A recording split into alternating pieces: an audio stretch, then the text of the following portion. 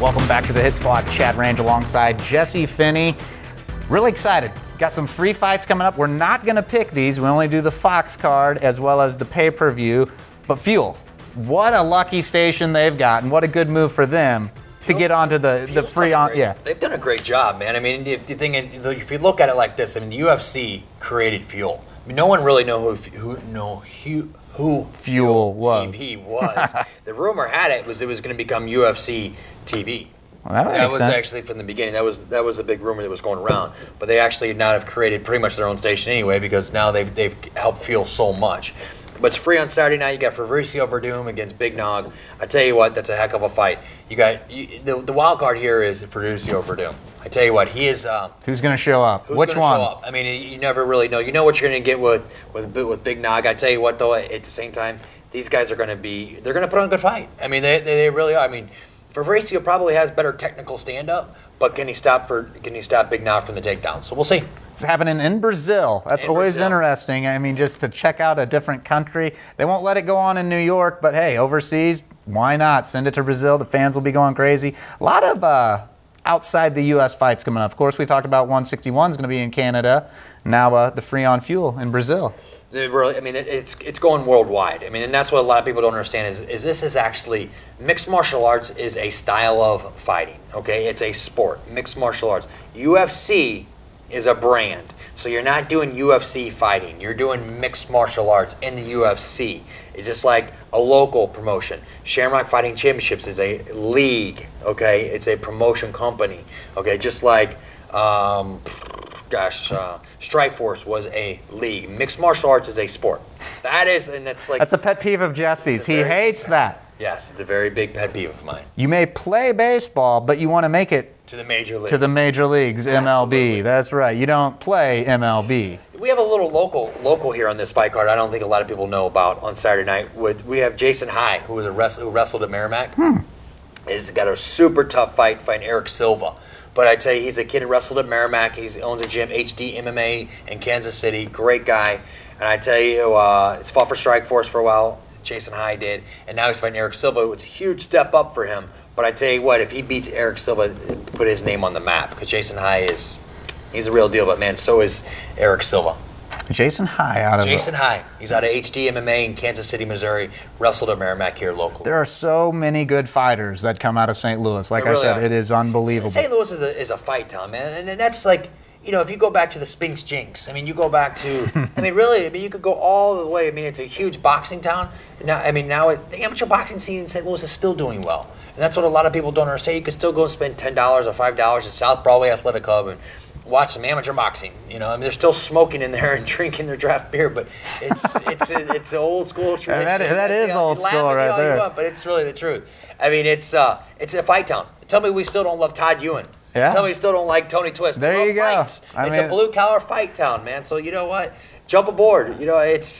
Like a lot of talent. I mean, it runs from Justin Lawrence. I mean, and like you say, Jason High. Now, on these fights that are free, these are, I would take it, kind of the lower guys trying to get on full time, or not necessarily. You're telling me Big Nog and FABRICIO WERDUM or. Well, you have to have a big draw, yeah. Yeah, you're gonna have Absolutely. to. But yes, you're working your way up, and you know what? That's something else we could touch on. Next week if you want is sponsor dollars. Because sponsor dollars as a fighter, what type of sponsor dollars you're getting. Yes, they're trying to work themselves on. Actually, everyone's trying to work their way onto Fox right now. Right now, it's the hot viewership, and they get some viewership. Well, when you get viewership, it equals dollars. And endorsement deals, is that you get your name out there? Yep. When you see all the patches and everything else, all the shorts and the banners and the T-shirts and the hats and everything else, that's where you're getting a lot of your pay. That's interesting stuff, absolutely. Well, as well as from the card that's going to be on June 8th.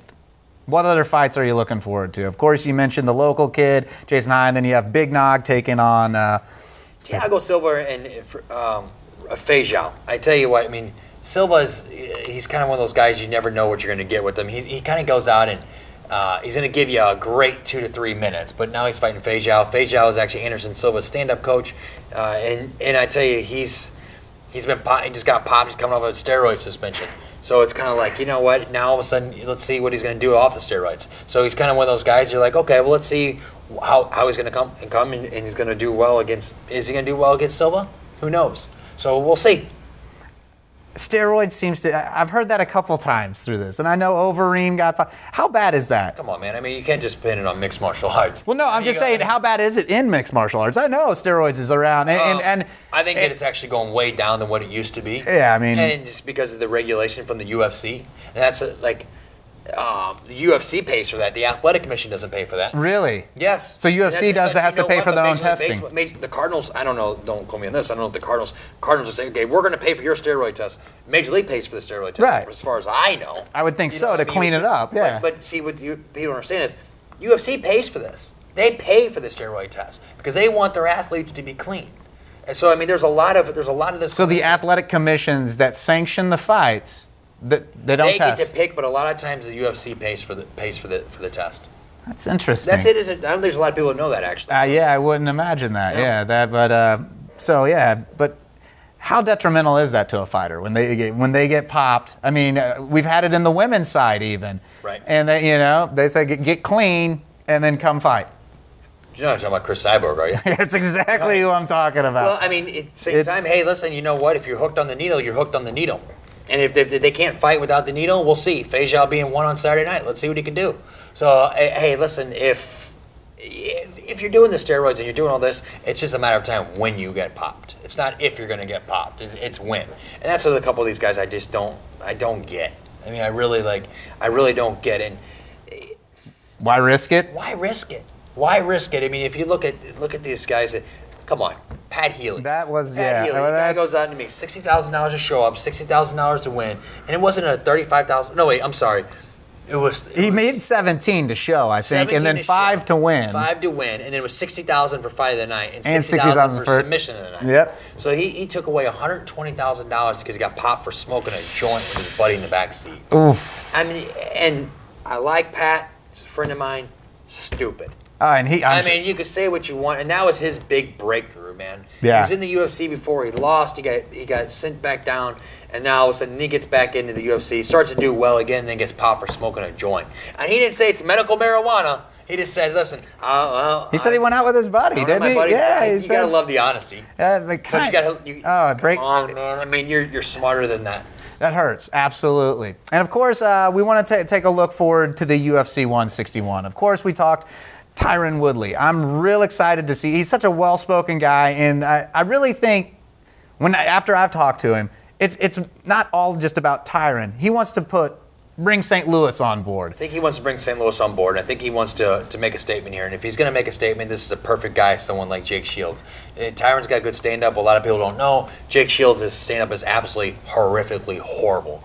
So, and Tyron if Tyron can stop his takedown, which I think he can, Tyron can stop anybody's takedown. It'll be...